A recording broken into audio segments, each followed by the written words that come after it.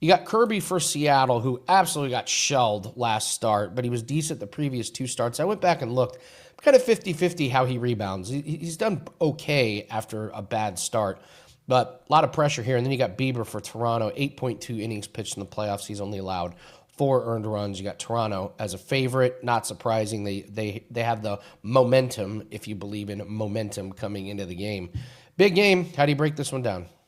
Well, I was kind of hoping, I didn't have anything last night, but I was kind of hoping Seattle would close it out so we could talk about World Series instead of Game 7 here, because it's hard not to like the Dodgers, first of all, in the World Series. And there are some advanced prices, by the way. They have the matchups for both series at Bet Online, and Dodgers are minus 245 against either Seattle or Toronto. FanDuel's got a much better price on the futures. They've got the Dodgers at minus 210 overall, minus 215 against the Blue Jays, minus 200 against the Mariners. I guess the thought there is if Seattle pulls the upset here in Game 7, they're a slightly stronger opponent. But this is going to be one of the biggest mismatches we've seen in the World Series, and I'm actually shocked that we can get the Dodgers at like minus 210 right now. So I will say, despite whoever wins this game tonight, go ahead and lock in the Dodgers at minus 210. One of the best teams in baseball ever coming into the season. They underachieved quite a bit.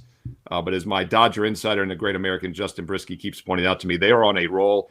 He looked it up and said it was the lowest ERA in the history of September ever for a team. I haven't looked that far, but they were pretty damn good. And now that Ohtani is available to pitch, as we saw in Game 4 the other night, better look out. As far as this game goes tonight, Game 7, once again, I feel like these two teams are playing for runner-up, but they want to win the American League Championship Series. And I'm not a conspiracy guy, but if I was, I'd have to say MLB probably wants a Canadian-USA matchup. I can't imagine they want Seattle-LA. Toronto-LA is a huge matchup. I'm not going to say they're going to get some beneficial calls, but the Blue Jays are favored for a reason, and that's also because they've had a strong home field. Both these teams have had losing records in the regular season on the road, and they both were like 40 games above 500 combined at home.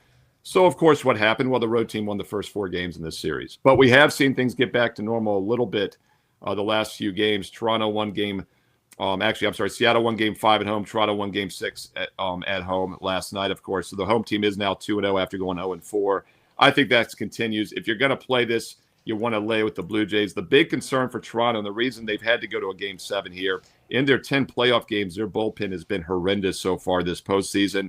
And it's really remarkable they're even in a spot to play in the World Series. They're just 5-5 straight up in the 10 playoff games, and they have a bullpen ERA of over 6.0 in the postseason. Seattle 3.97, not great, but their WHIP is 1.18. Toronto's is 1.59, which is a terrible WHIP. So you could hedge the Blue Jays a little bit with the over tonight, over 7.5, over 8. We're not getting that key number of 7, though. As far as the pitchers in this game, George Kirby, as Andy Lang mentioned, is coming off a terrible start, giving up 8 runs in just 4 innings. Pretty solid before that. Something I point out a lot in my late season baseball videos and analysis. I like to look at pitch count, or more importantly, innings pitched at this point, because some of these guys have never gone this deep into a season. Kirby last year in the regular season went 191 innings, went 190 the year before that. This year in the regular season, he only pitched 126. So I do think he'll probably have a decent outing tonight. And then Shane Bieber, 12 innings last year and only 40 this year after coming back from the injury when he had 128 innings in 2023. So I'm a little lukewarm in the over for that reason, because I think both pitchers have solid outings here tonight. Therefore, I would rather have the side in this game, and I just feel like Toronto's going to advance. And while home field advantage in baseball might be a little overrated, it's really about batting last in the ninth strategically. There will be a little bit of a crowd element. And those of you that are old enough to remember the early 90s, I remember the old Sky Dome, Joe Carter and company. That place was rocking, and I think it will be a substantial home field advantage tonight in Game 7, plus the strategic edge of batting last in what could be a tight game. If you're going to play it, I would lay it with the Toronto Blue Jays minus $1.25, minus $1.30.